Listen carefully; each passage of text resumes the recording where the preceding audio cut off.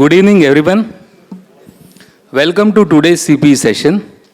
We have gathered to explore the important topic of ESG and sustainability reporting. In an evolving global landscape, we'll see how sustainability reporting has translated the borders, encompassing both international and regional dimensions. I, CA Ashish Subedar, CP Committee Lead, welcome you all for this great evening. Before we begin this event, we would like to thank His Majesty Sultan Haitham bin Tariq, our sponsors CBFS, and our corporate supporters and corporate members. I request everybody to stand while we play ICI motto song.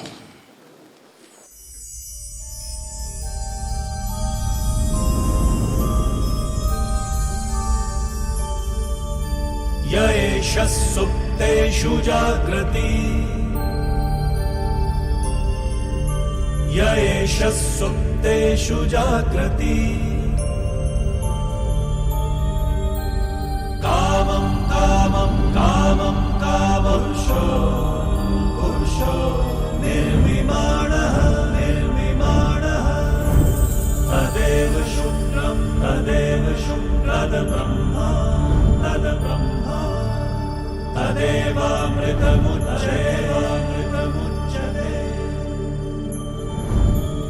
तस्मिन् लोकः शतः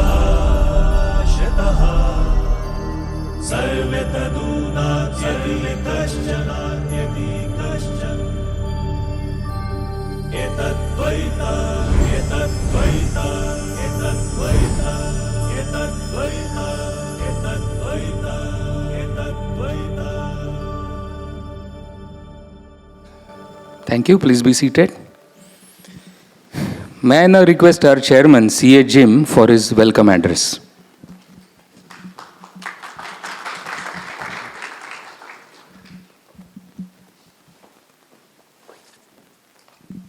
Thank you, Ash Bhai. A very good evening to all.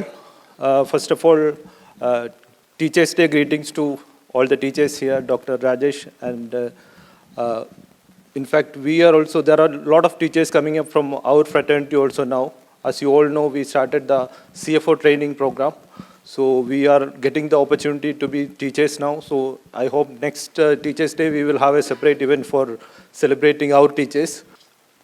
Like we mentioned, we started the CFO program in Salala initially. We had 2 sessions. Some of the members traveled from here to support them. Nirmalji supported last week. So from 16th of September, we will be having the same session starting in Muscat. So we are getting great appreciation for this. These are all because of the support of the members and the mentors. In fact, I would like to highlight one thing. We have prepared a small video for the inaugural session of this CFO program, and we shared in our international groups. That next day, I got a message from our president, CA, and Aniket Sunil Talatiji. He mentioned that, you people mentioned that ICA is the second largest accounting body in the world. So he said, Jim, I would like to correct you. Now ICA is the largest accounting body in the world with more than 400,000 members. We were second largest with 350, but this year we have overtaken the ICAEW also. So we are the largest accounting body in the world now. So this is the happy news for all of us. Today's event, Deloitte is supporting us. The managing partner is here. The full team is here. ESG is one of the hot topics now. All are talking about this. Back in home, India also, there are compliances coming up. Even in the parliament also, they passed net zero emission rule. SEBI have issued specific circulars on this. IFRS also coming up with the, I think in June 2023, new disclosure, sustainability disclosure standards also came up. So it's the right time to discuss this topic. Thanks to Sachinji for arranging these things. So I hope we all will enjoy today's event. Thank you very much. I don't want to stand between you and the speaker. Enjoy the event. Thank you very much. Thank you, Jim. Before we begin the proceeding, ICI is organizing a GLOPAC event in November So those who have not registered, we'll play a quick video and then we'll start with the rest of the event.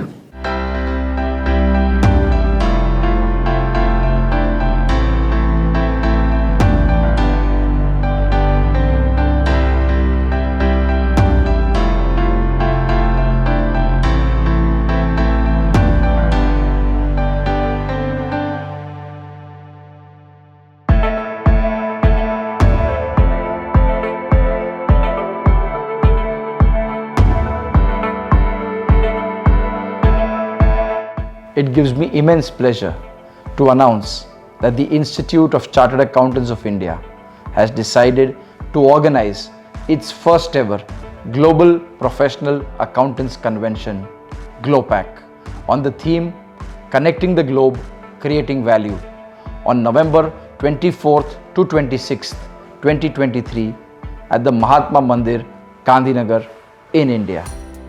GLOPAC is being celebrated as a mega event to showcase the important role that the accountancy profession has been playing in the economic and social development of our country.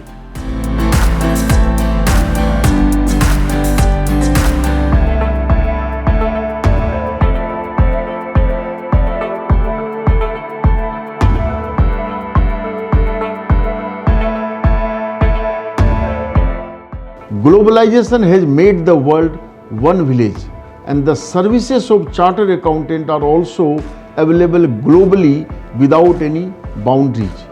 The Institute of Chartered Accountants of India is also devoting significant efforts towards global networking. The convention shall be attended by more than 3,000 delegates from around 40 countries. I would like to extend a warm welcome to the fraternity on behalf of ICI to attend and participate in the first ever GLOPAC.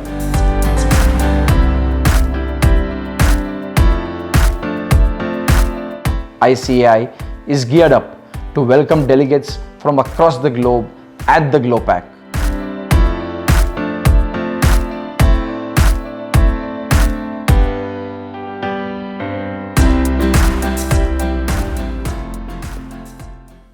May I now request CA Balkrishna Dubey to introduce our today's speaker, Mr. Damian.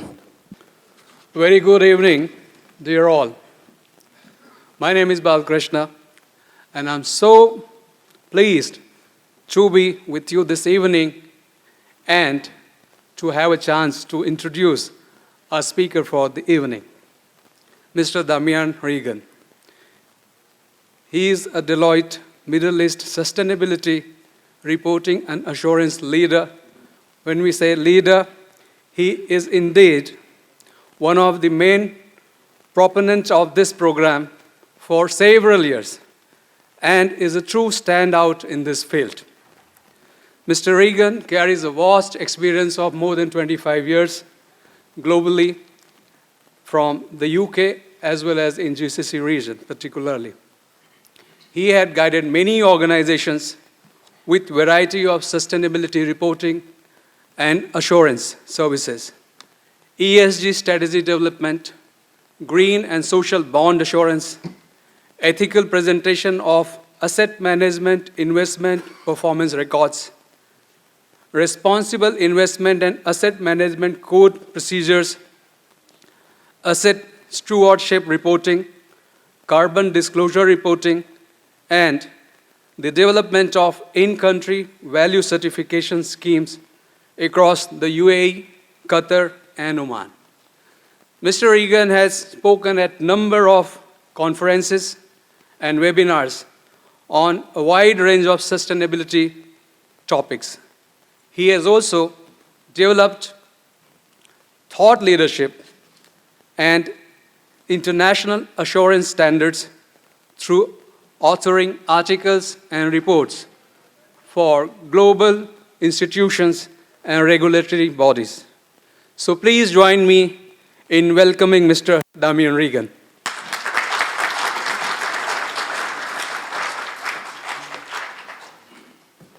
Thanks, Balkrishna. May I request Vice Chairman CA Gaurav to be on the stage and welcome our distinguished speaker with a beautiful bouquet of flowers.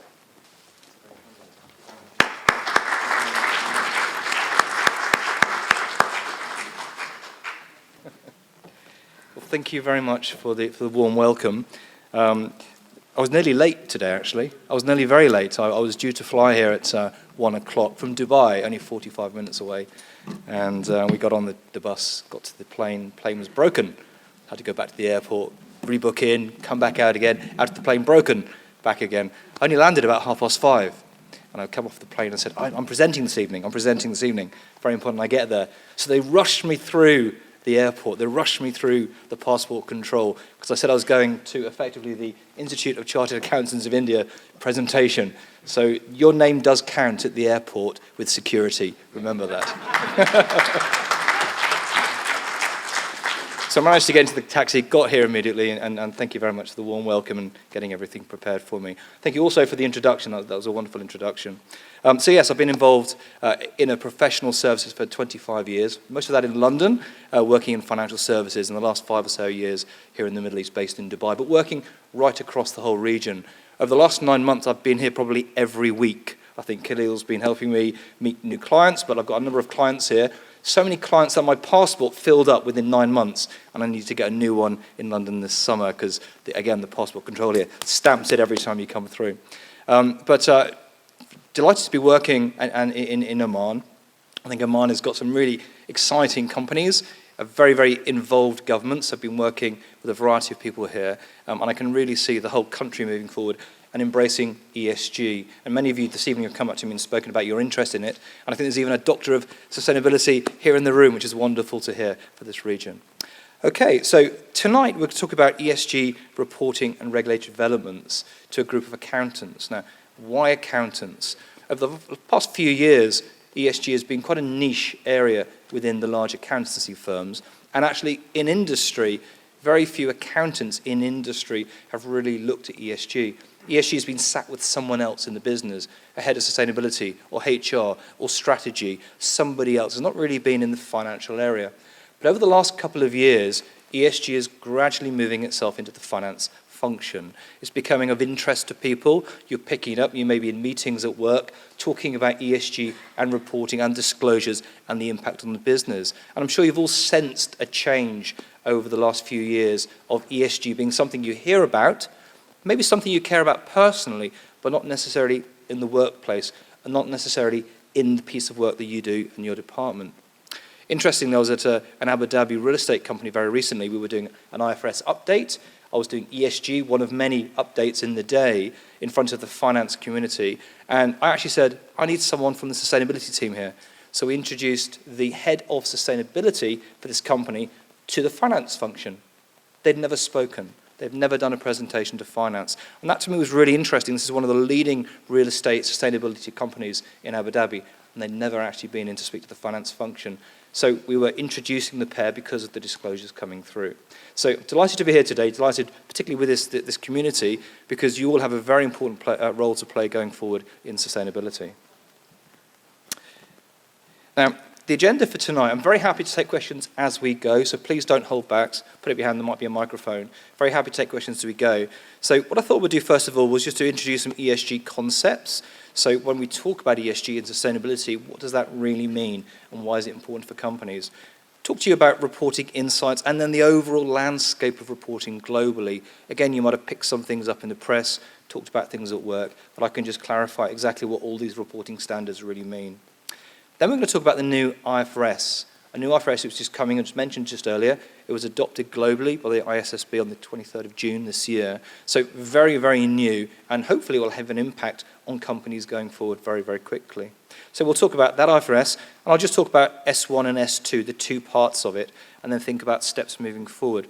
Got a bit of thought leadership there you can click on later. I believe these slides will be circulated to you anyway. So hopefully tonight will be an interesting introduction to some of you of ESG and an upskilling of others of you, so you'll be able to go back to your businesses and talk a bit confidently about what's happening in ESG and the world of the accountants.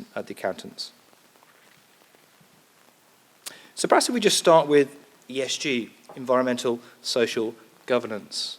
Now, the whole idea of this is that we all have an impact We have an impact just simply by living, breathing, walking around, using vehicles, etc., transport, ordering goods, eating. It all has an impact on the environment. The way we interact with other people has an impact from a society point of view. We live in an environment where we need laws and regulations and governance. So as an individual, we are already experiencing ESG. I think we all are aware of the need to recycle, the need to reuse, start thinking a little bit more about how our impact is on others and the planet.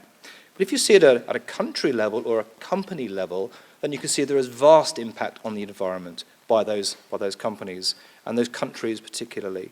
We see there's a big change in society, how people work with the other, how they recognize others, male, female, mix, etc. That's very important. And governance, actually bringing governance so companies are doing the right thing, responsible businesses. Now, as we move forward, companies are becoming more and more aware of their impact on these areas. So this is the company impacting outwards. But also, the company is being impacted inward. Climate change is affecting us. Society change is affecting us. Rules and regulations affect the way the business runs. If I can give you an example, COVID. We've all experienced COVID. It came like a bolt out of the blue. And it affected companies. Some closed down, some didn't have a supply chain, some could not have any customers simply because they couldn't open, etc., etc. That happened overnight. There was no preparation for many companies. We're seeing climate change being very similar, in that companies over a period of time are going to experience difficulties in accessing markets, getting suppliers in, changes of regulatory environment so they can't sell the same thing anymore. For manufacturers of cars, let's say in Europe, after 2035, they cannot sell new cars with combustion engines. They can't use petrol in the cars. They have to use EV. And that's very impactful on the manufacturers. So today they are building Audis and Porsches and BMWs, you name it, EV cars, because in 10 years, that's what they can sell. Now, if you are an importer of those, and I have a client in Qatar who imports these, that company's got to start thinking today about changing its consumer mindset, moving away from oil and petrol to EV, because the consumer base is changing, because of a regulatory change happening in Europe. So you can see there is an impact coming through companies. Other companies are thinking, well, if I'm building new buildings for 25 years, I'm not going to put them by the sea, because the sea levels are rising, or I'm not going to make them in the old style without changes to the environmental systems within the buildings or the lighting systems, because over time it could cost me more money because the heat outside will increase.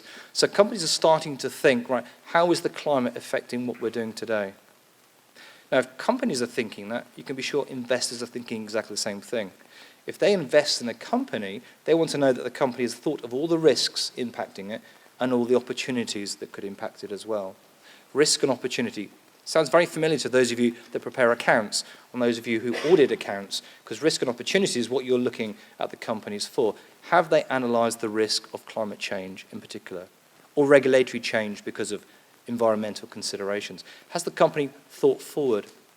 Now, this morning, I was in Dubai doing a webinar. Some of my Deloitte colleagues here might have been seeing me there on screen and seeing me live here tonight.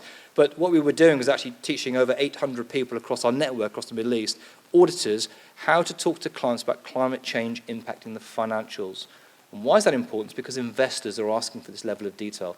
They want to know, does the company understand the risk of climate change?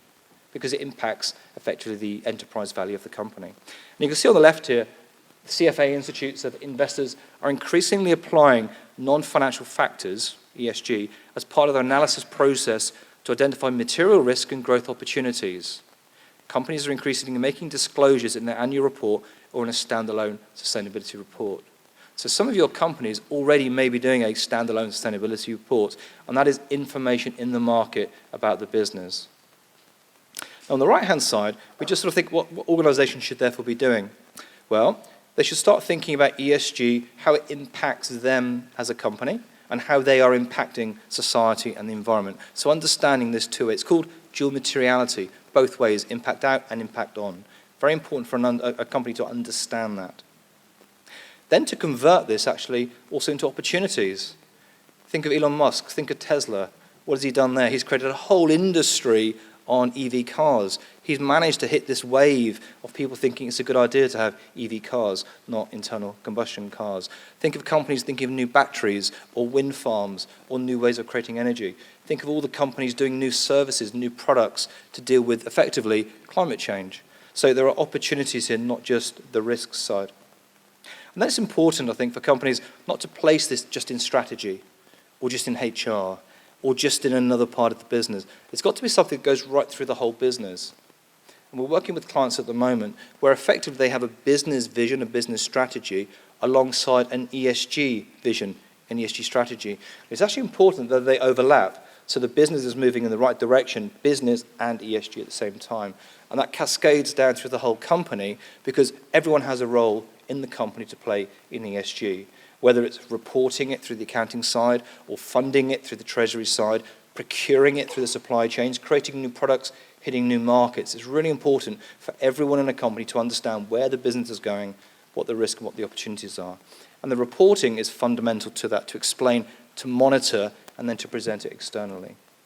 So that's just a bit of an overview of ESG and its context with companies and why it's therefore important to be able to articulate externally what's happening with the company in ESG. Any questions at this stage before we go further? Excellent. No questions is good. Now, we've got a very short video. Over the last year, global executives have faced a number of challenges, from economic uncertainty to geopolitical conflict to talent shortages and the lingering effects of the COVID-19 pandemic. Added to these headwinds is climate change, which weighs heavily on the minds of C-suite leaders around the world. Deloitte's annual global survey of more than 2,000 C-suite leaders found that 62% of leaders feel worried about climate change all or most of the time. Not only are their organizations feeling its negative effects, but 82% of executives say they've been personally impacted by extreme climate events in some way, and their stakeholders are pressuring them to act. Although companies are taking steps, they're struggling to move the needle. Leaders are grappling to understand where to focus efforts, how to break through barriers, and how to think about sustainability as an opportunity, not a cost. Accelerating the green transition requires business leaders to lead the way. This means influencing and empowering their stakeholders to get involved in the work, building trust by taking credible climate actions, investing in climate technology solutions, and collaborating across sectors, industries, and regions to drive holistic, systems-level change. The worry that leaders feel about climate change should serve as a catalyst for continued action. Together, we can build vibrant economies that are sustainable well into the future.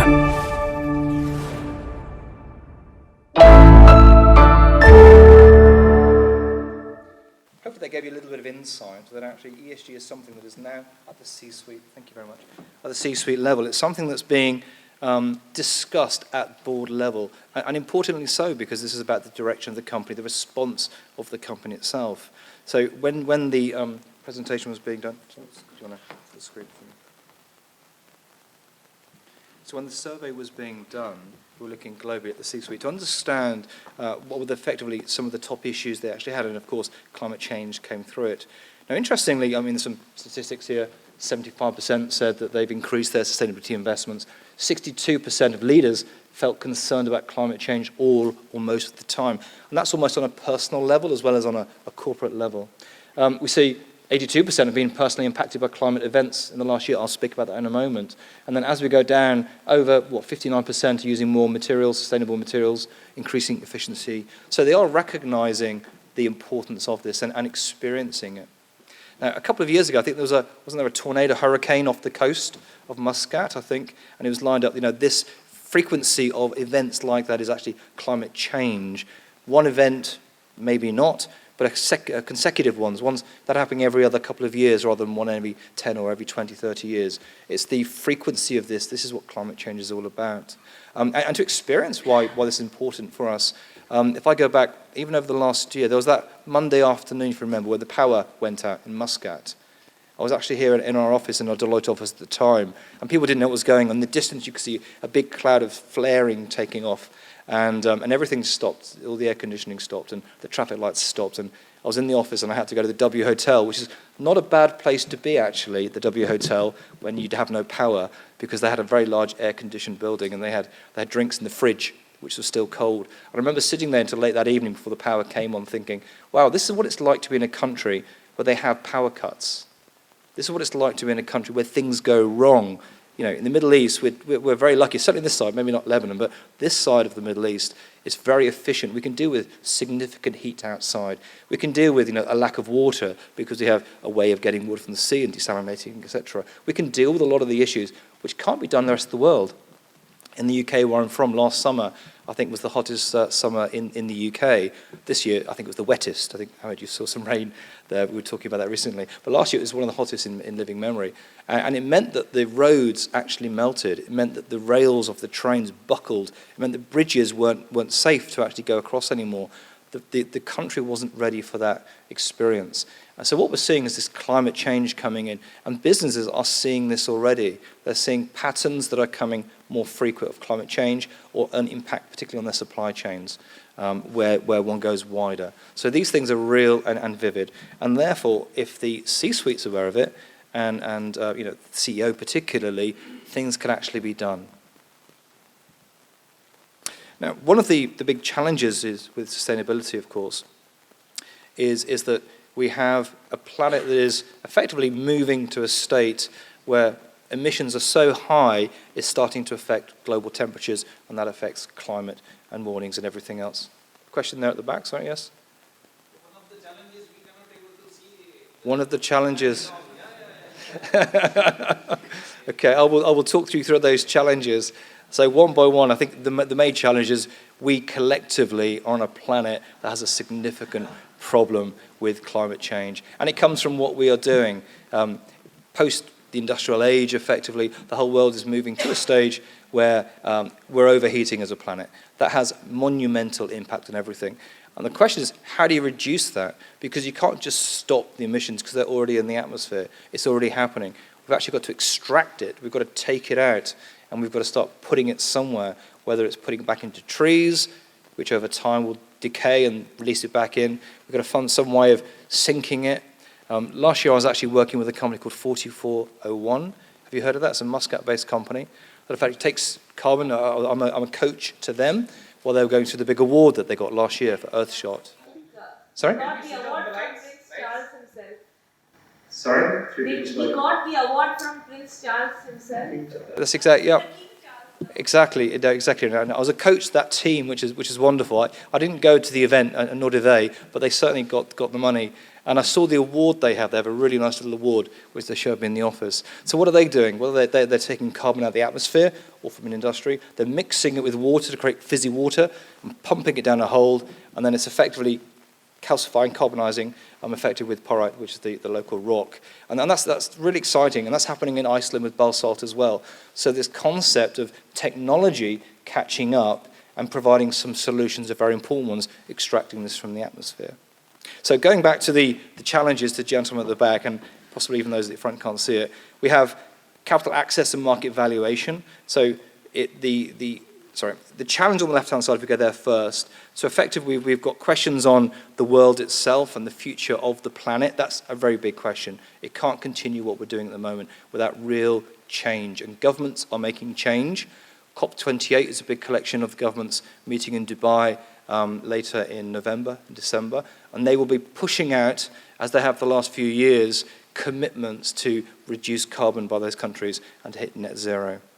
We've got stakeholders effectively are now moving in and effectively asking questions of organizations, exactly as a shareholder, a stakeholder would have in a business. What exactly are you doing to meet the challenge of climate change? And then, of course, we've got organizations themselves have to put this core to their decision-making processes. These are challenging because to change your energy system or change your markets or change your products costs money. And this is large cost now for potential future gain or future reduction in costs. So there is a challenge of how you finance and taking the hit now rather than later. However, sustainability can actually add value to companies. And this is also what investors are looking at. Access to capital markets, access to valuation. So rating agencies are looking at companies now through the lens of sustainability. They're not simply looking at risks and or the profitability of the company. They're actually looking, is that company aware of its sustainable risk itself and the opportunities therein? Access to markets and access to capital banks, particularly banks from, let's say, the West, are very cautious about where they lend money. Will they lend money to a petrochemical company? Some banks will not do that. Some banks will not lend that money because effectively their investors and the people loaning money to them through the bank accounts are effectively restricting the banks in where they can put the money. IPOs, companies are now doing IPOs and being asked, where do you stand on ESG? What are you thinking? So access to the capital markets is actually something that companies have to think about through an ESG lens.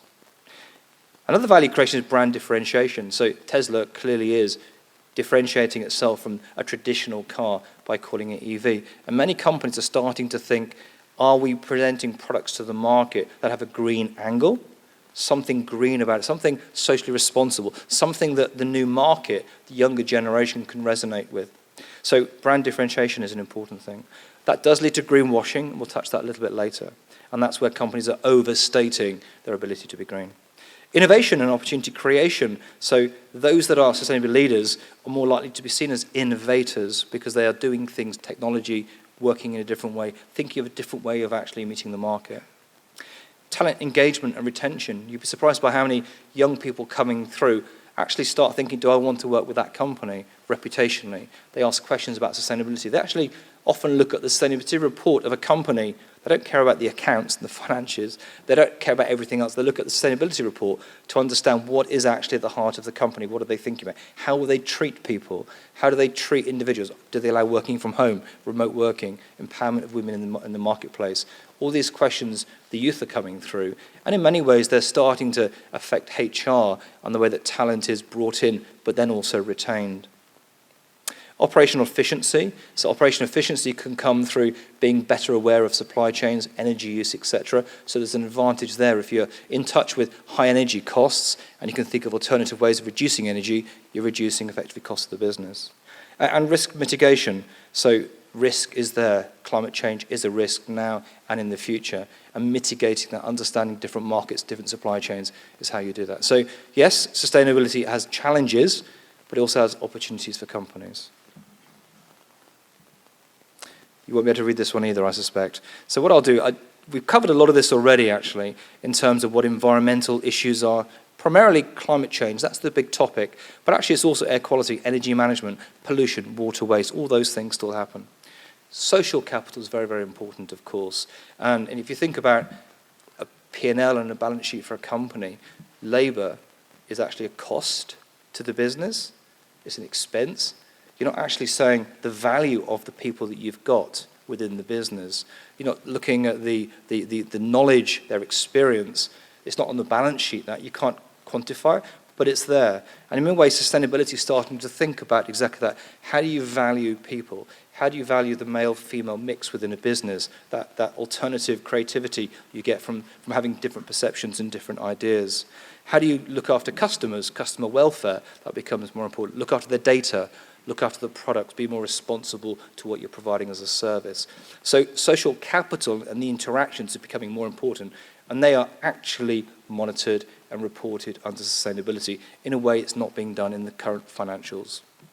Business model innovation, leadership and governance. Governance, the G of ESG. Yes, it sort of picks up money laundering, it picks up all those traditional G that you'd recognize, but also it's the governance over ESG.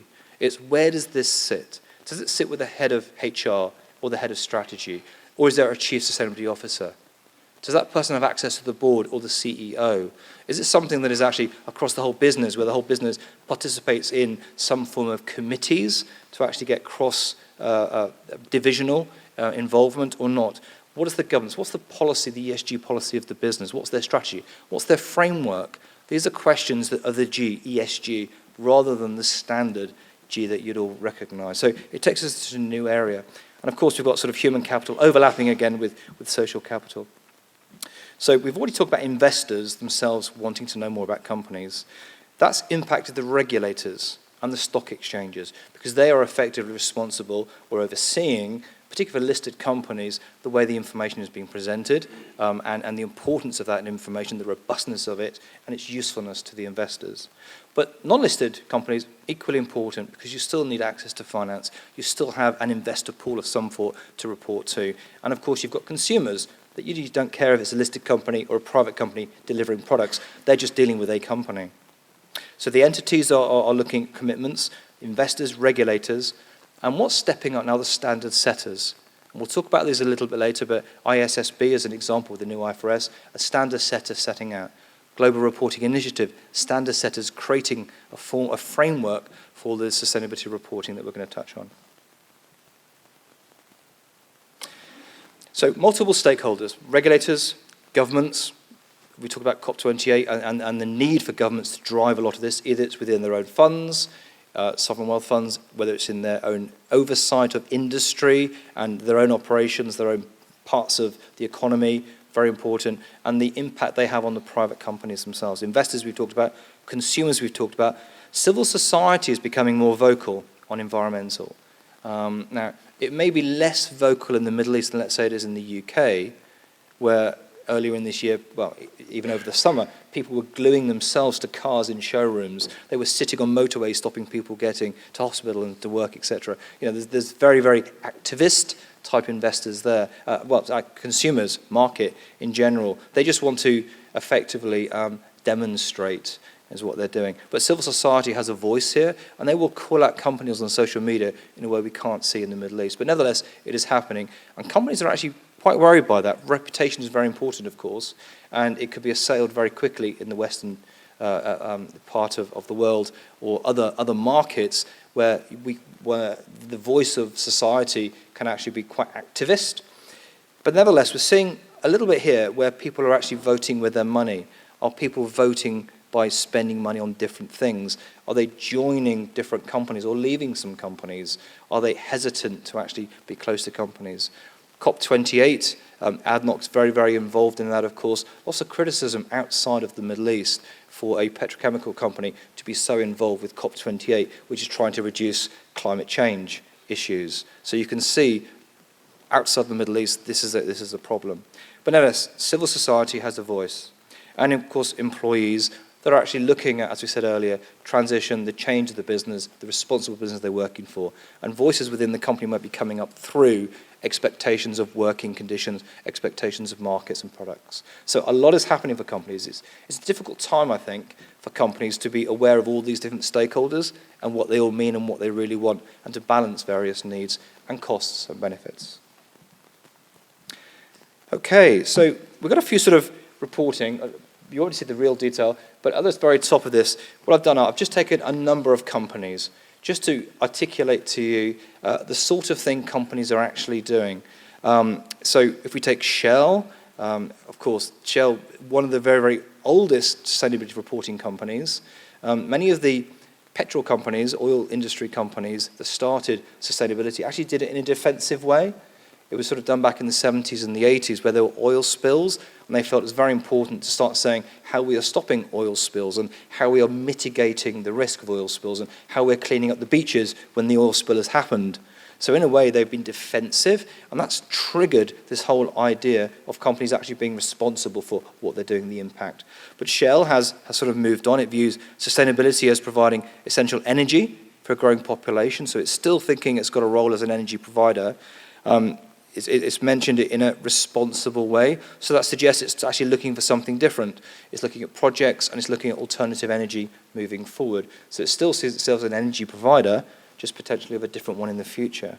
They have a sustainability framework that talks about respecting nature, powering lives and achieving net zero. Forget about its history, think about the future, is what they're really saying here. They have a roadmap, and then they have a sustainable report, which they call responsible energy. And I think there you have it. A company that could be criticized very heavily has actually flipped it around to say we're a responsible energy provider. We're doing our best to help the world move out of the problem, which in a way we help to create by creating effectively the flow of oil historically. But the future is about alternative energy, and that's really the message that's come through. And that's very important. Now, you could say they're greenwashing the whole story here. You could legitimately say that of some companies. On the other hand, you have to get these large companies that are affecting the environment, whether it's mining or oil or some transport, they have to change because they're the dirty companies. They're the ones you have to transition. And encouraging them to move is actually really important, which is why I'm very supportive, let's say, ADNOC being involved with COP28, because it recognises it's on the stage, it will be criticised, and it has to talk about what it's going to do. It has to talk about the alternative energy it's driving and the approach going forward. So I have no problem with dirty companies demonstrating there is a way out and helping the world move forward. What I have a problem with is dirty companies pretending they're doing that, and that's the green. But then they are not all evil, right? I mean, we do need petrol, we will need it for a while, so we cannot be calling them dirty as well. I mean, that's my way of thinking though. Yeah. You know, we need to have the balance, we need to have both until we can actually rely on EV. So You're actually right. And the big oil companies are those that are actually going to be driving hydrogen because of the supply networks they've got. They're the ones that are going to be creating these biodiesel type products, the mix. So actually we need these companies on side and supportive, and they need the investment coming in. So I completely agree with you. They're given a period of grace, I think, a period of grace to do good things. And if they don't do that, that's when they get called out. And I think that's the message coming through here. But they need to report this, right? They need to explain what they're doing. They need to get the message out and be able to justify it. There's a question there, yes, please. Yeah, basically, in the sustainability standards, what I've read is S1 and S2, two standards are there. And one talks about the risk and opportunities, and the second one talks about the financial disclosure which you do. Based on your experience, how the companies are updating that those sustainability related, how they are basically budgeting to put any kind of finances into sustainability. Means it sounds, because I've read the standard, sounds very theoretical to read it, talks beautifully about risk and opportunity, but it can be documented easily, but how do you really show it? What kind of money you should put behind it? What is the industry standards about it? Your experience, that'll be good to know. Yeah. So thank you for the question. But there's lots of different angles to that particular question. If I take you back to the example I gave earlier, a real estate company in Abu Dhabi, the finance team hadn't spoken to the sustainability team. They didn't know what the initiatives being done by the sustainability team were. And there's a third party in the middle, like the building company, the developer, those running the buildings, putting in new energy systems, more expensive in the short term, capex, but longer, payback over time, let's say, from the OPEX side. So that whole discussion hadn't been involved with the financing team. All they saw were the bills coming through, let's say. So I don't think necessarily companies have sat down and costed out these initiatives necessarily and brought them to the attention of finance. Does that make sense? So that doesn't happen a lot.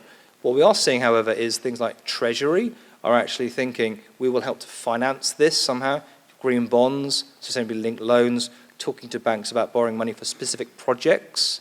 Now, finance might get involved in those potentially, and they could be the source of capital to drive some of these very large projects in the company. But it does need the company to talk to itself, into itself, the different teams, Treasury, finance, sustainability, operations, and actually try and coordinate all of this. So the real adjustment is actually being made. And I don't think, particularly in the Middle East, many companies have actually done that. In the West, where I'm from, let's say in the UK, they've been doing this maybe 10, 15 years, sustainability reporting, and they're starting to join the dots and make those initiatives. And sometimes you have the CFO actually being called the Chief Value Officer because they're doing finance and some element of sustainability, trying to join the dots between the business. But I don't see a lot of it here at the moment in the company. Now, it's a good question for the rest of the audience, actually. Are many of you in a finance function dealing with sustainability? Are you talking to sustainability teams? Are you aware of the initiatives coming through? Anyone in the room have a view? No. That's sort of the response we got from this company when I was talking to them. They hadn't really joined at the dots. Does that answer the question at the moment? But that's a good question because that's actually one of the investors they're asking now, isn't it? How do we value this? How do I look at the enterprise value?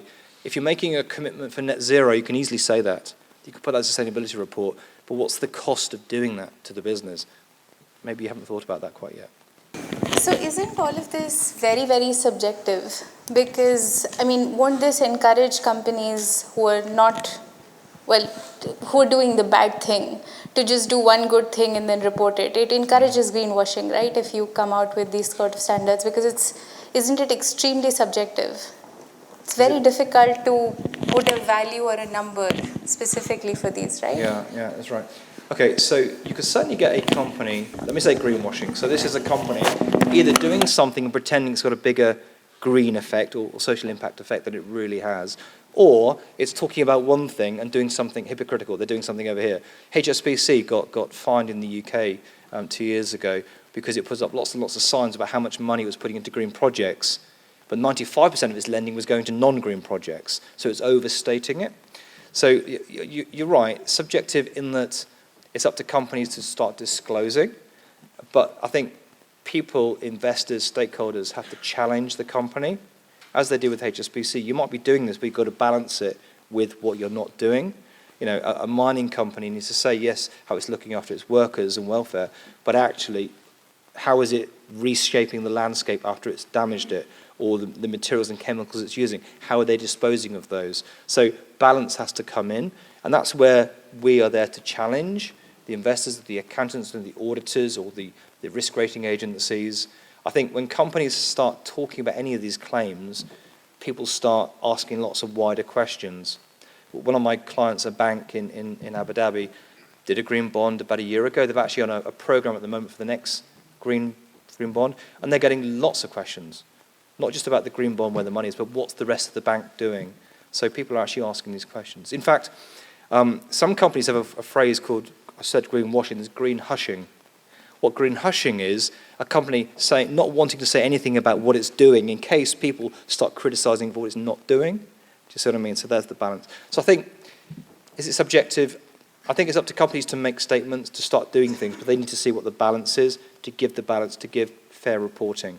And that's what the standard setters are trying to do. They're trying to bring in some sort of way of demonstrating risk and opportunities, to capture data that universal standards, proper methodologies for capturing carbon emissions or pollution, etc., getting that out into the public, proper robust information so people can ask the right questions. I guess ethics is what again comes into play. Sorry, this is why? Ethics will play a very important role. Absolutely. I mean, you know, ethics are fundamentally responsible business, fair presentation, not misdirected, etc. You're right, there has to be ethics behind all of this. The gentleman here had a question. Yeah. I was just thinking, I mean, companies are not doing it for altruistic reasons. I think it's a bit of, the two dimensions to it. One is the opportunity and the other one is the risk mitigation part. Yeah. So I think energy companies are primarily interested in the risk mitigation aspect. We know they could well become stranded assets in 5-10 years' time. So that's the reason why. Yeah. That's a very important. You picked on a great thing. So, yeah, stranded assets. The idea that you have an oil reservoir that you can't extract. We can't burn all the oil that's in the reservoirs, or else the whole climate will be destroyed. So, does it really have value?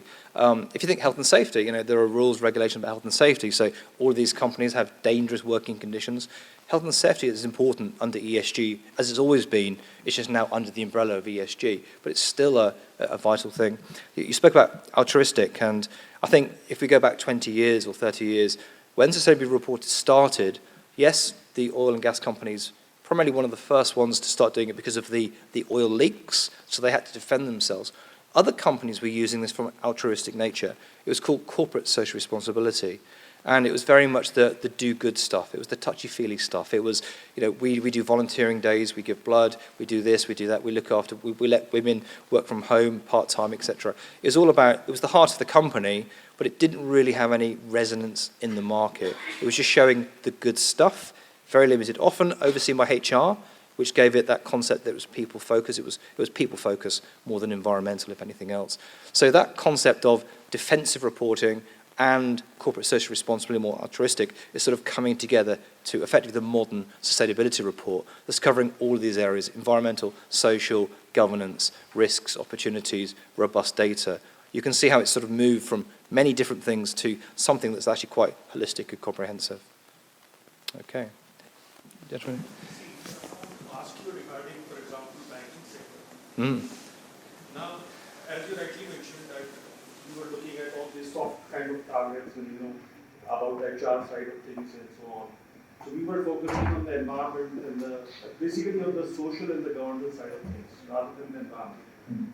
My question is, like, in banking side, do you think that are there any rules or laws which are coming up in terms of what percentage of financing towards green or something like that And is it something which is going to be disclosed in the financials like that? Yeah. Because I saw something of that sort in probably IFRS where they're talking about commercial banks. They're saying that you need to disclose a percentage of your loans, so what is going towards the non-conventional side and what is going towards the green side.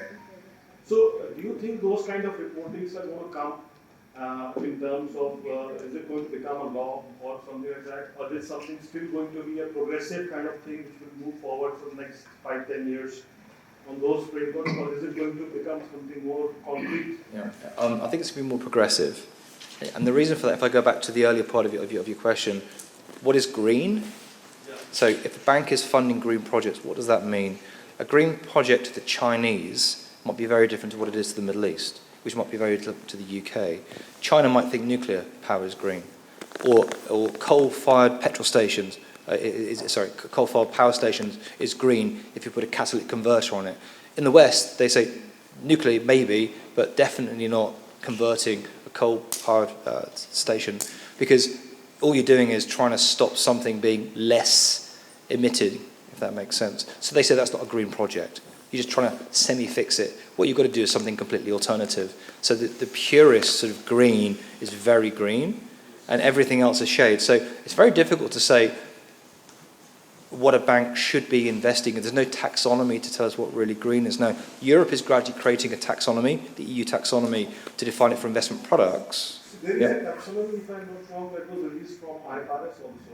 Yeah. For the XPR and reporting on the sustainability. Yeah, but it may not be the same green that you might think is green, projects for this particular region, and the Chinese or the Japanese might think it's different again, Australia again. So every culture and territory might have a different view of what green is. A green bond, what is it invested? Green projects. Any of those projects could be green, given a slightly different angle. So I don't think we've got a universal definition of what green actually is. There are different parameters of what green could be for different parts of the world or different products. So that's the first sort of challenge for doing that. I think the second challenge is then to try and work out, well, what's the criteria, what's the level? You know, is 50-50 good enough, green, non-green projects, or 20, whatever. No one's going to have a view on that. So I think what it's trying to do, what you've disclosed there, is it's a disclosure thing. So what percentage are you doing? And it might be in that territory, in that market, one bank might do more green than another bank. Does it really matter? It means to certain investors, potentially. It might mean more to certain individuals that are trying to access funds. It might mean something more to the products they're actually selling. So I think it's a difficult territory because no one's really defined what green is. However, why it's important from an investor's point of view, if I go the other way around, is if a bank is lending a lot of money to industries that are creating a lot of carbon and emitting an awful lot. So if a bank is lending money to a petrochemical company, let's say, that has this big issue, the future might be more regulation on that company. Yeah? If they're lending into hotel chains that are building a lot of buildings in the wrong place near seas, which are going to rise over 10 years, they might have impairment values for those loans in the future. So the concept of a bank's portfolio is being challenged in Europe particularly, and banks are being asked to actually calculate their carbon exposure through their portfolio and then to reduce it. Now that might be two ways. One, either don't lend money to those companies, or it could be lend money with conditions. Over time, that company has to divest, it has to reduce emissions, etc. So I think what we're seeing, progressive is where it's going, progressive reporting, progressive influence on the banks to try and lend money to companies that are in transition or are less emitted. And I think that's where it's all moving. Does that make sense? How does this one last question is that we have also standards like the GRI standard and IRS is about now and so on and so forth. Where do you see the convergence of these standards? And as you rightly mentioned that green could be different for different like for example in the accounting side IRS is same worldwide. There is no difference in accounting worldwide. So from the comparability point of view, how do we then compare companies together, or how in the technical side, how do they compare between the different organizations from banks and so on? So how would that question be addressed in the convergence of the standards? So how do you compare companies? is probably the first question, and that's very difficult, I think, when it comes to ESG. There's a subjectivity coming through, mentioned earlier. Companies that say they're doing something, whether they do it or not, is something else. So the equity analysts and the fixed income analysts have got a real challenge to be able to do this.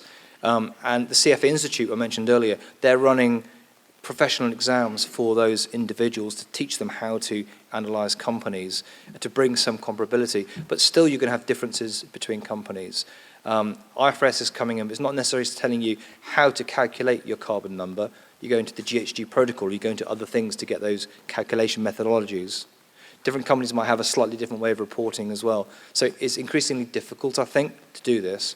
It's going to take years, I think, for comparability to really work, both in the presentation, but the calculation methodologies, and the audit and the assurance of that data as well, so it's as robust as a financial number. It's a period of years before we get there. To the point about the convergence of the standards, I think that the best way to say it, I mean, we've got all these standards, we'll touch some in a minute, GRI, SASB, TCFD, CSRD, SEC is going to bring some out, IFRS, I could keep going, all these acronyms. But there's really fundamentally only two types of reporting. You've either got reporting of a standalone report on sustainability covering ESG, and that's holistic. It's often about the impact by the company outwards. That's the GRI report. It's an impact report. That's where it's moving. Accessible, anyone could read it. It's something that might be a little bit too markety for some people, but it's holistic. It covers everything. Then you've got the data, the information that's linked to the financials. Financial disclosures, at the moment focusing more on climate change because that's the bigger risk, but over time will become something else. That's about impact on the company. So in many ways you could see GRI reporting is about me, the company, impacting outwards, and all the financial stuff is about the impact on me coming inwards. And a carbon number of my emitting is my impact going outwards on the environment, but it's also a demonstration of how exposed I am, which is why inward is of relevance as well. So, this two-way reporting, I think, is going to continue. I think the GRI will still continue and be around because it's got a value in one form of reporting to a certain type of stakeholder, and the other value is the reporting coming in. So I'd encourage all companies to start thinking, you're going to need to do these types of reporting, two different ways, one in, one out. Now, collectively, you could call that integrated reporting in a way. The concept that you have dual materiality, you're going both ways, and actually in Europe, CSRD is addressing exactly this, dual materiality, your impact out and your impact in, and they're trying to get reporting of all of that. So I think we're going to get a consistency in what we're trying to report. Maybe the standards won't be the same, because you could have IFRS, in Europe, CSRD, in the States they'll have an SEC version, so you're still going to have different names for roughly the same thing. It's the impact reporting. Okay. Yeah. I have seen ESG scores on some of the equity reports, saying that this company has ESG score of so and so. Yeah. So the higher the score, the higher PE it commands, and lower the score, it commands the lower P ratio. So I don't know how does they calculate it, but ESG scores are coming up of late. I've been seeing those scores in the equity reports of the research analysts. I don't know what the framework they're using, but it has been evolving now. Second thing I wanted to add is, like, the companies now are, like, I've been working in the beverage industry. So, like, we have been given targets like that, how much per liter beverage we are making by how much liters of water we have been using. So, like, today if we are using 2 liters of water for making 1 liter of beverage, so it has to be, we have to bring it down to 1.5 liter of water for per liter of beverage. So those kind of disclosures are coming up in the reports now. Two really interesting points. You maybe get thirsty then, thinking of drinking water. So, I hope no one wants me to finish my slides tonight, because I'm very happy to do this discursively. We'll get to the reporting bit in a minute. Two really important points. One, rating agencies, ESG, AB scores, all this sort of stuff. Is anyone from a rating agency here? No? Great. No one understands how a rating agency rates a company. No one understands. Tesla in the US was at the top of one rating agency and at the bottom of another. It was at the top of one because they overweighted the production of the materials and what he was doing. The other one rated him lowest because of the way he treats staff, workers, and where they import their lithium and all this sort of stuff from Africa. So it's possible on one rating agency to be high, on another really low. It all depends on the algorithm. And we don't know what's going on in the box inside the rating agencies. Now, if you go to the websites, Analytics, MSCI, and everything else, you can see an overview of what they do. They talk about, we look at ESG, we have 1,000 points database, they talk about a good story, but you don't really know what's behind it. And a number of the proposals that I actually see say, can you help us improve the ratings? How am I going to do that? No one knows how these ratings can be improved outside the company actually doing it. And this is a real problem. And in the UK, there is a review being taken place at the moment on rating agencies for ESG because there's no comparability. No one knows how to play the game. The only thing one can do, I think, is to improve the disclosures. So do GRI, start doing some climate-related financial disclosures, start thinking ESG strategy, having initiatives, improve the disclosure, control your story, understand the story, and then hopefully the rating agencies recognize that, and they're not looking at the wrong bit and overweighting the wrong part of what you're saying. But that's the only way I think you could actually improve it. But it is a real problem. For the second part of the question, beverages, water industry, I mean, if you look at the clothing industry, I always forget how many litres of water it takes to make a pair of jeans. We're talking hundreds of litres of water to make a pair of jeans, let's say, and people have a pair of jeans and throw it away potentially, after a number of uses, etc. And the conservation of scarce resources, as you've indicated, is key. I think each industry is starting to say, where can we cut costs? Where can we make resource use more efficient? Where can we reduce that supply chain? And because it's exposure, right? Beverage company here might have a problem getting good quality water. In Africa, good quality water, you don't have a Coca-Cola bottling empire, let's say. All these sort of issues are coming through. So I think companies are starting to think, what's my fundamental risk here? For you, it might be water. For someone else, it might be some agriculture or something. It's all going to get impacted by climate change. Shall I just keep... Oh, I'll take this question over here now.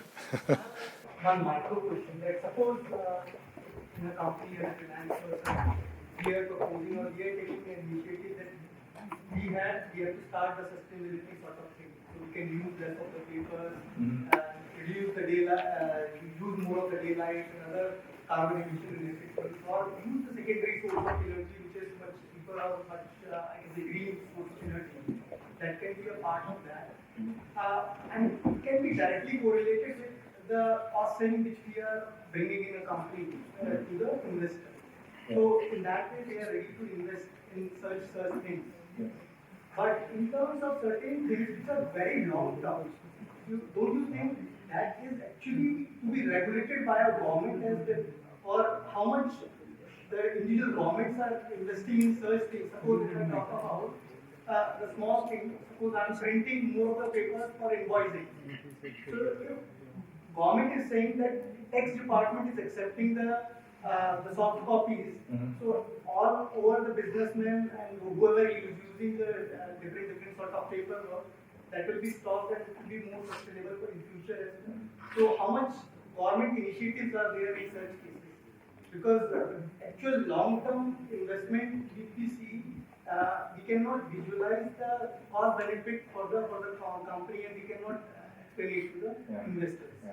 So can you please let me know what exactly your view on this? I really don't have a view of that, to be honest. That's looking really far forward, looking at government to drive a lot of the initiatives, correct, is what you're saying here.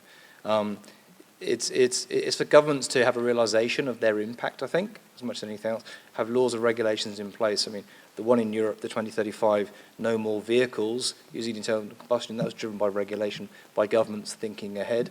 Sometimes governments do the wrong thing. I remember a number of years ago in the UK, they gave tax benefits for people who drove diesel cars. Diesel cars, the worst thing you can have on a road in a city like London, because of the particulates coming out. So they've now banned practically diesel cars because if you drive them in London now, you've got to pay a lot of money every day. So governments sometimes do the wrong things, actually, based on science at the time or advice at the time. So I think it's great that governments can start thinking ahead and start thinking of these things. And it's probably for companies to start raising them, efficiencies, maybe moving from paper-based invoicing to electronic would certainly a thing. But there's a conversation there, I think, that's pretty outside this particular presentation. Okay, I'm just going to skip through these because these are just some more examples of the same companies, actually, what they're doing. we'll have a look at the landscape itself. So when we talk about reporting in this region, we've talked about GRI, we've talked about TCFD and various things. So if we just sort of come back a little bit, so what are we seeing in the region? Well, in January of this year, the GCC Stock Exchange issued a set of ESG metrics, effectively.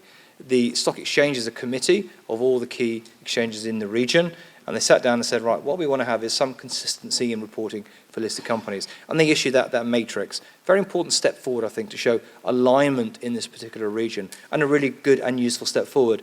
They didn't just make them up, they looked at international standards and selected something to give a baseline for companies to start reporting in the absence of telling them to actually report something. Now, in the UAE and in Jordan, it's actually mandatory for listed companies to create a GRI report. And that's quite important for those countries. They thought, we're going beyond this, we're actually insisting they create the report itself, which is why we have a big push of reporting in those two countries at the moment. But it's great that the Stock Exchange Committee also have this view that we need to get comparability in reporting. We've talked also about IFRS itself. That's a really big issue. What's that's doing at the moment? Well, if I step back slightly, the IFRS that you all love is primarily focused at financial statements. You could interpret the IFRS you have at the moment, IS1, let's say, on disclosures, as already giving you the tools to start thinking about the climate, thinking about risks, thinking about opportunities, putting it into the financials should be already part of the process. Disclosing it is also there already part of the process. But it doesn't really tell you what to do about sustainability. And that's what the new two standards, S1 and S2, are trying to do.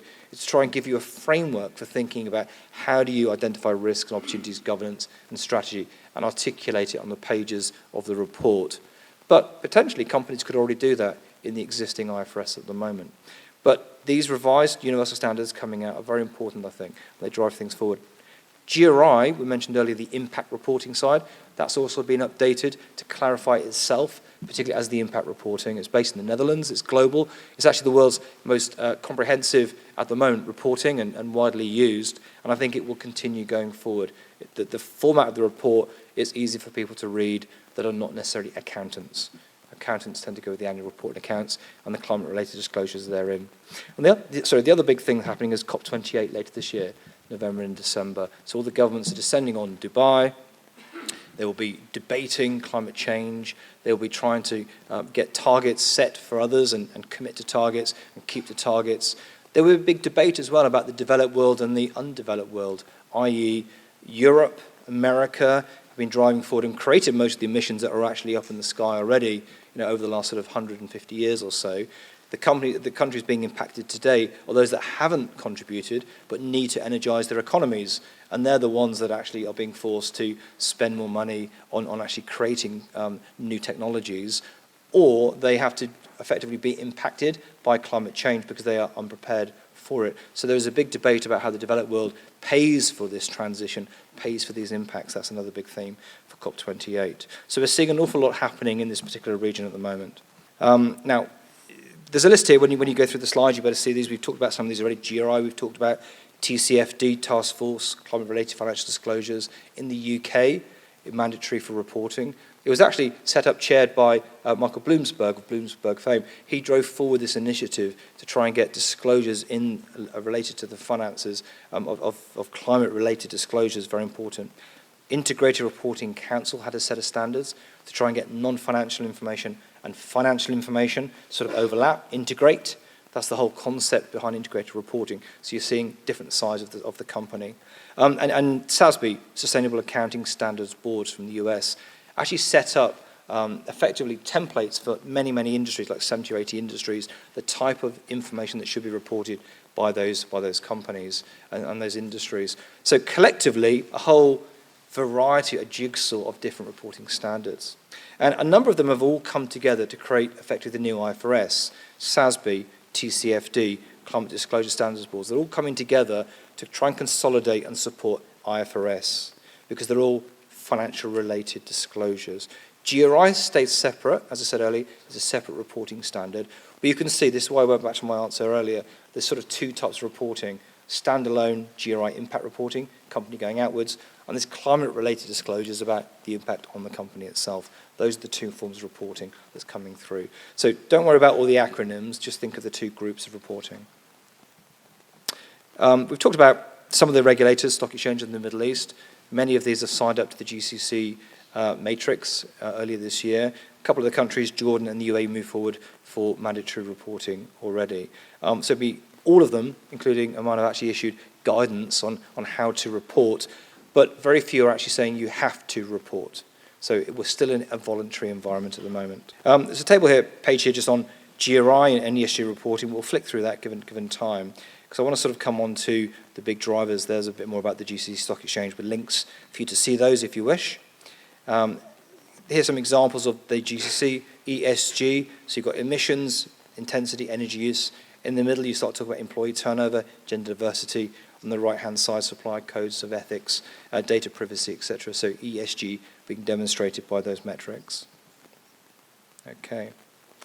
Now then, so that covers practically the environment, the reporting landscape, some of the drivers, and from what I'm sort of picking up today, interest in how this all works.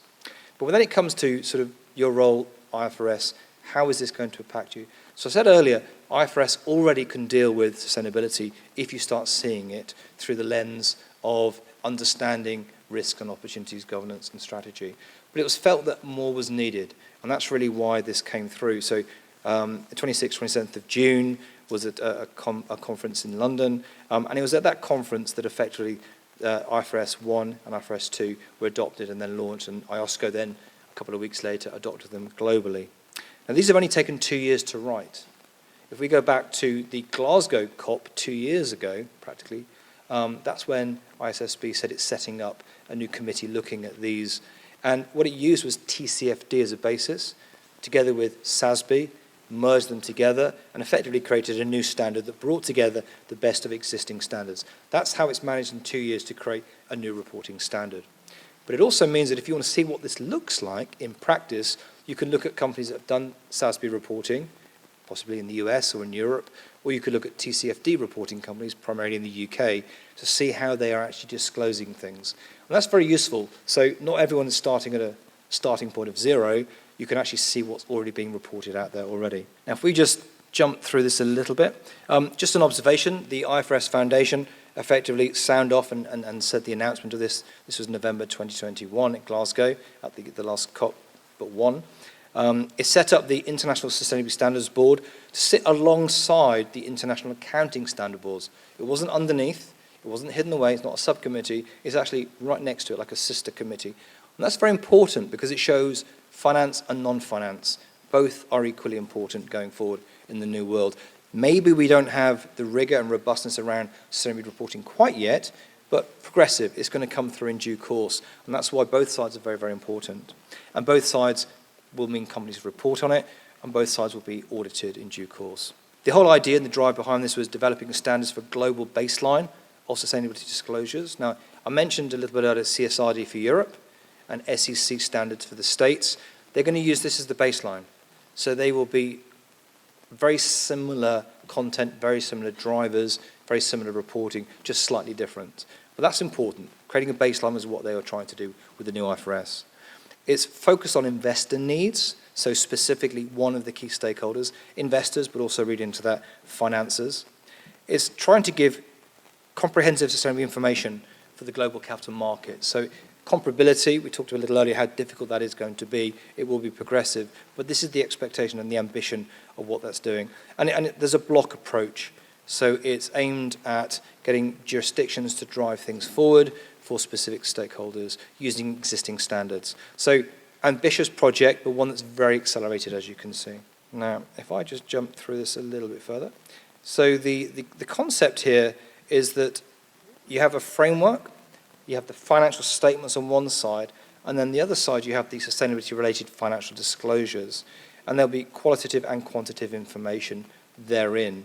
And the whole idea is it's aimed at the investor, to be read by the investor and understood by the investor. And it should be reflective of each other. So if you're talking about something on the finance side, theoretically you're talking about it on the other side. And it goes back to one of the questions a bit earlier about finance talking to sustainability. This is where it should actually sit. And it starts talking about what the entity's governance of risk and opportunities are, and its strategy for addressing them, the mitigation of those. talking about the decisions the entity could actually result in future inflows and cash flows. So one of the questions earlier about, are you recognizing future projects? Yes, this is what it should start doing. Decisions by the companies that have not yet been met for the recognition of the financial statements could actually be brought in here. For example, a commitment to net zero might not come into the financials, but it would come into these. Something about the entity's reputation, its performance and prospects, and its development of knowledge-based assets, so people coming through. So financial disclosures, sustainably related financial disclosures. Now, if I just jump, so there are two sort of standards, S1 and S2. The first one is sort of general requirements for disclosures. So here it's talking about the entity itself, talking about all the risks and all the opportunities related to sustainability. So its governance, its decisions, the entity's reputation. IFRS 2 is looking more at the climate-related disclosures, so it's focusing more on its exposure to climate. So this is where it sort of gets down into the actual detail, the scenario testing that needs to be done, the concept of risk on the balance sheet, on assets, impairments, and various things. And at the moment, the focus is on climate change, because that's the big global issue. But going forward, it's going to pick up other things, pollution, social diversity, etc.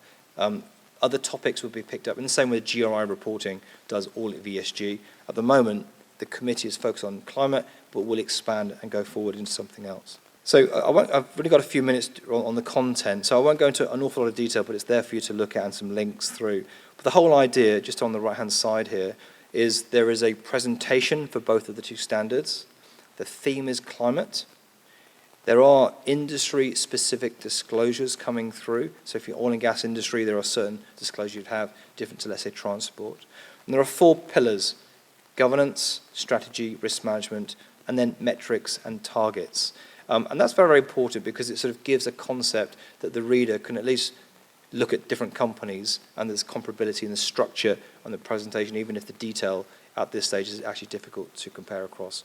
But the presentation style is therefore important. For the audience, the investor audience, they are theoretically interested in governance, strategy, risk management, and the metrics and targets themselves. And it's actually going to be quite difficult for companies, I think, to do the targets particularly, because companies have to, first of all, understand what is the metric of climate that they have, what are their existing emissions.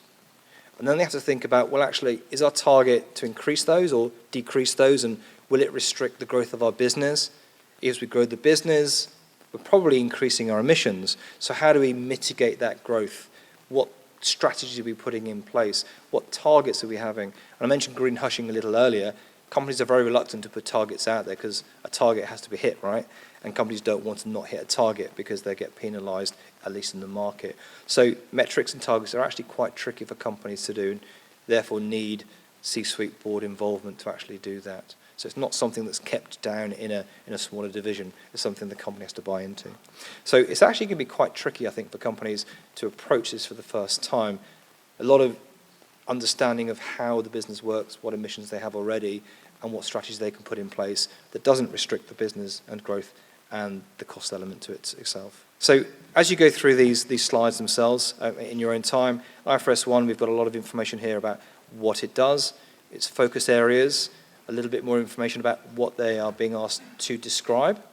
No one's doing this at the moment, so you can't go and find a nice IFRS document. There's not even examples necessarily provided.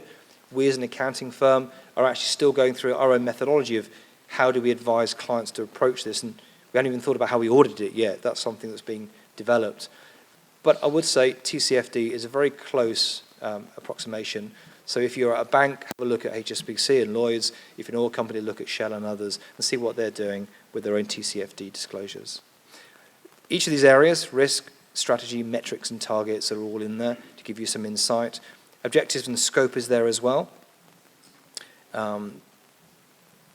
If I just click through these, I mean, there's a lot for you to sort of go through. I won't go at this stage. Resilience is important, I think. Just touching on resilience and strategy.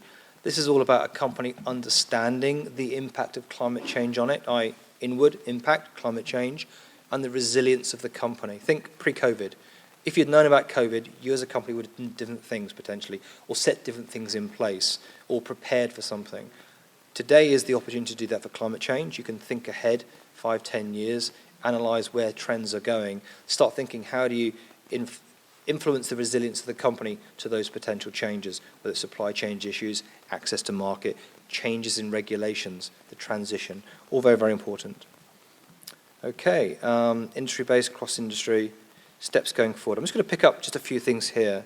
So practical steps for yourselves, I think, as a group of accountants working either with companies or in companies. I think increasing knowledge and awareness tonight hopefully has been useful to at least trigger some of these thoughts, and the debate coming through shows me that you're already thinking in terms of your own industries. So increase knowledge, increase awareness, have a look at your company in another environment, in the UK, in Europe, and see how they're doing reporting. How have they analysed risk and opportunities, and think about how it affects you. Consider resources and capabilities. Your companies may have a sustainability team. It's probably not in the finance team. It's probably elsewhere in the organisation, in HR, in strategy. Encourage an overlap with that team. Encourage some of your members, maybe the younger generation that are really into this, to sort of help that sustainability team collect data. Because you've got people here collecting data, they don't really know how to collect data. They don't really understand common methodologies, don't understand how to test and audit. They think if they make a request for data and it comes back, it's correct. We think it's not, they think it is. So infusing your knowledge in that team is actually very important, and you can see the robustness coming through. But considering an overlap, considering how some companies are actually moving that reporting function into finance, maybe that's a big jump for you, but it's something that's going to be coming through. And plan a campaign, I think, try and reach out across the business and encourage the drive forward on the reporting side, particularly so you're robust as you go through and are able to start thinking of GRI, thinking of the new TCFD and the IFRS coming through. It's going to come at some point. I'm absolutely sure of that. Okay, now I've provided some disclosure landscape articles for you to have a look at. If you're interested, you get a good idea of a lot of the discussion we've had today. And internationally, we've got sustainability reporting and the new ESG disclosure standards convergence as well. So you can see internationally what are we putting out there. And the more we have, the more we can release. So please keep an eye on our website for other information. Keeping up to date is actually quite important because everything is moving so quickly. And if you want to see about myself or contact me, please feel free to do so or reach out to Ahmed and Khalil at the front. If I just pause there, I'm very happy to take any further questions and debate. First of all, I would like to thank you for the very interesting session today. This certainly is my favorite topic. In fact, my thesis was on the sustainability framework here in Oman when it comes to MSMEs. And I did find that Oman is a significant and positive correlation between sustainability and social impact, sustainability and economic impact. But however, as usual, the culprit of environmental impact was not found significant. So this is something that we need to improve. So going forward, to ensure that we are actually in the right place, since Oman is a signatory for SDGs, and there are efforts that are positive that we're moving forward with this strategy. And based on your experience from a Middle Eastern perspective, usually things go by regulation, and at the moment regulation is not quite reinforced. So we are doing it on optional basis, even when it comes to the corporate companies. So, I hope that I can get an indication so companies are geared up for when exactly they're going to have to answer. This is my first question. The second question, when it comes to sustainability itself and ESGs, this is a new stream altogether. Even in research, it's covered like 15 to 20 years ago only. So when it comes to professional qualifications, for accountancy, of course, there is one. For finance, there is one. But for ESGs, I do not see a professional qualification that comes in my mind immediately.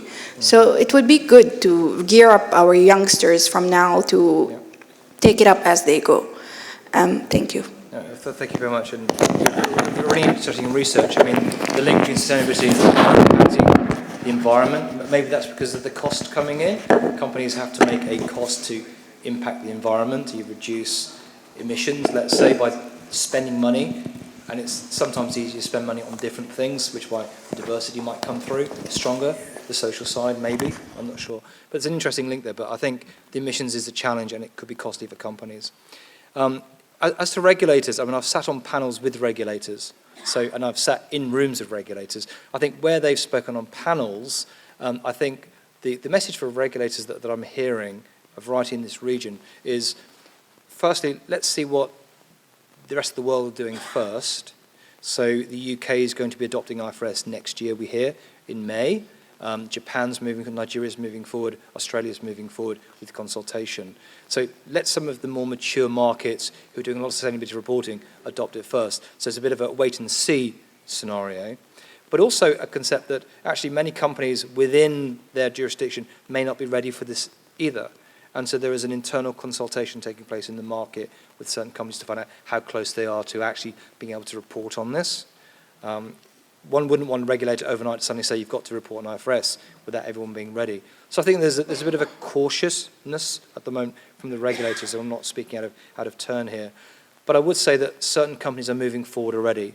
So we're working with a couple of companies that are already thinking of doing TCFD and trying to do IFRS for this year end, even though they don't need to, because they want to be progressive and driving the market forward, even here in the Middle East. And I would certainly encourage that. But I think the majority of companies, if you're looking for a regulation that's already out there at the moment, UAE and Jordan say listed companies should have a GRI report. So at a minimum, I think companies should start thinking, at least get the GRI report if you're listed. And if you're not listed, there's no reason why you can't have a GRI report, because it's not about you're listed and unlisted, it's simply about presenting the data. I think to your second point about the qualification, that's a really interesting point. It's been around for a while, but I think ESG is so varied. It impacts procurement, impacts treasury, accountants, finance, you name it, someone is being impacted. So there's no one qualification that covers everything. But what you're seeing is different industries are creating their own type of training. So for the accountants, I mean, I'm speaking to the ICAW, for instance, the ACCA, they've started putting modules of sustainability into the accounting qualification. Treasury, insurance brokers, they're doing all the same thing. So gradually the professions are, maybe you are a professional accountant, but you have sustainability experience and qualification, rather than you're a sustainability professional. If you look at reporting, GRI, doing exams, and my team do that. If you're focused more on risk, GARP, GARP, have a qualification. The SAFE Institute that I mentioned earlier have a qualification for CFA. So I think in many ways it's your profession first, and the experience comes later with that particular qualification. But it is possible to go to Cambridge and get a master's in sustainability that covers lots of different segments of this. But I think it's such a wide canvas of different things, it's difficult to have a qualification. But I'm certainly seeing people come through to me now, in the past they might have had an accounting qualification university to become an accountant. Now there are people with masters in development studies or politics wanting to come into accountancy because of the sustainability side. So we're seeing a very different generation of people coming in wanting to work in this particular space. Does that answer some of your questions? Thank you very much. So while the carbon accounting part of it, the GHG accounting and SBTI, I think they're quite clear. It's quantitative. You can actually quantify some of the impacts of carbon emissions and climate change. There is, people say, much more insidious and perhaps long-reaching impact in terms of biodiversity loss. Mm-hmm. So where is this being captured for sustainability reporting? Is there a standard for quantifying biodiversity loss? Not at the moment, but it's going to come in. So IFRS, I think, have a committee look at biodiversity. The UN has started to set out a standard for biodiversity acknowledgement and reporting. So I think gradually it's coming through different bodies, but I think IFRS will bring it to the fore in due course. Exactly what it looks like, I'm not quite sure at this stage, but it's an important consideration, the impact of biodiversity, companies and biodiversity. I think it'll be coming through shortly. Okay. Any other questions? Yeah, gentleman here. So there's a gentleman here at the front, if you can get the microphone. Sorry, just here at the front.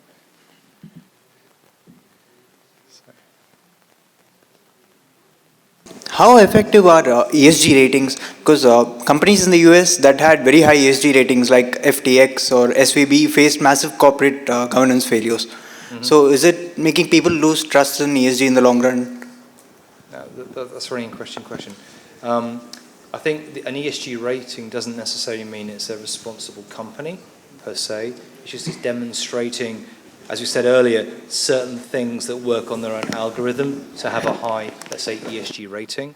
But the rating agencies are not infallible. If you look at 2008, rating agencies were saying certain things about certain companies and missing whole capital issues with those particular companies. So I don't think rating agencies themselves and the ratings show everything about the company. So certainly they could be managed in a very different way. It all comes back to the algorithm, how much weight is being put on them. The sustainability standards. So where's the question? Oh, there it is. Yeah, sorry. Yeah. So this report, it would be a separate report than the financials, correct? Correct, at the moment, yes. And it won't be affecting the annual financials or anything? When you say not affecting, as in not being in the document, or? No, see, the primary objective is to ensure the annual financials, the disclosures that we are giving in it, there is no additional requirement in those particular disclosures. And whatever the sustainability standards are recommending, those would be addressed in the sustainability report, which would be separately audited. Yeah, okay. So I wouldn't necessarily call it a sustainability report, because that has the context of, let's say, GRI. But certainly sustainability disclosures could be a standalone document, separate to the financials here. Let's say in the UK, it might actually be in the front section of the financials, the annual report and accounts. It might actually sit there on the same timetable as preparing the overall financials. In this jurisdiction, it may not. It depends on how this jurisdiction does the reporting. But the idea behind it is ultimately this disclosures would go out at the same time as the financials at some point. Now, it might be that the regulator here separates it and decides a different timetable. That potentially could be done, but that's for the regulator to consider for this market. I think I have more questions when I was presenting than I do in a question and answer session. Is there a gentleman at the back, I think? I think you're running around with the microphone, aren't you? Like, as an internal auditor, we usually look upon for the accounting or auditing manuals or procedure documents from the clients. So is it like for ESG, we should expect any similar document down the line being shaped up by the stakeholders whom we audit, and then we do the internal audit for those areas? Is that? Is it in the pipeline? What do you feel? Sorry, you're saying it as an internal auditor, you mean? So what I'm saying is, like, when, as an internal auditor, when we review any of the areas, we look upon for the SOPs or auditing manuals laid out by the stakeholders for each of those specific areas, like accounting, say HR, or IT. When it comes to ESG as an area, do we foresee down the line a separate manual being laid out, or is this ESG aspect going to be laid out or embedded within each of these individual areas of operations? What I'm trying to ask. That's a very interesting question. I mean, I have a background in internal audit as well, and I remember that when I was looking at this from the UK, when I was doing internal audit, there's a real concern about how ESG is being presented, and at that time it was actually put individually into the different aspects of the business. So ESG in treasury, ESG in finance, ESG in something else. But that was at the stage where internals didn't really understand ESG either, what the risks were. Now, it might be that ESG becomes a topic itself for internal audit, in which case, how does the company deal with risks of ESG? And then therefore that might be an analysis. But certainly there should be SOPs, there should be procedures in place to deal with this. One piece of work I've done recently actually with an asset manager. An asset manager is effectively putting money into funds, money's coming in. If it has a mandate that calls itself responsible investing, it needs a procedure for that investment process. And we were working actually with internal audit, and we decided not to do a separate ESG reporting procedure, but to actually include it in the existing procedures for investment, divestment, and everything else. Does that make sense? So we actually added it into the existing documentation to facilitate it. In many ways, ESG is another risk to the business, another opportunity. It should be treated as that and built in to every operational area to be effective. Okay. Thank you, Mr. Damian Regan, for delivering such an informative and engaging session on ESG and sustainability reporting. Now, may I request Chairman CA Jim to be on the stage? May I call upon the stage Mr. Ahmed Suleiman Al-Kasbi, Managing Partner, Deloitte Oman.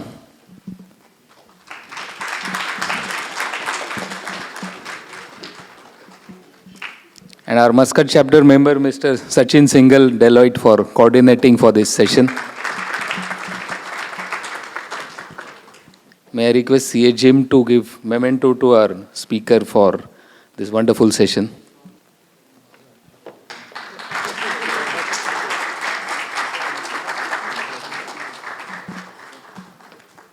May I request CA Badri to present bouquet of flowers to Mr. Ahmed.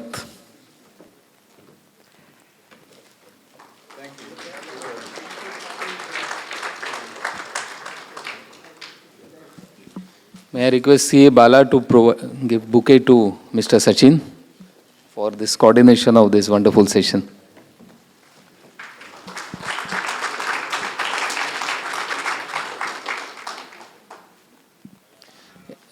MC team to be on the stage for a group photo, and then we'll have group photo with the audience as well. So, managing committee, please be on the stage.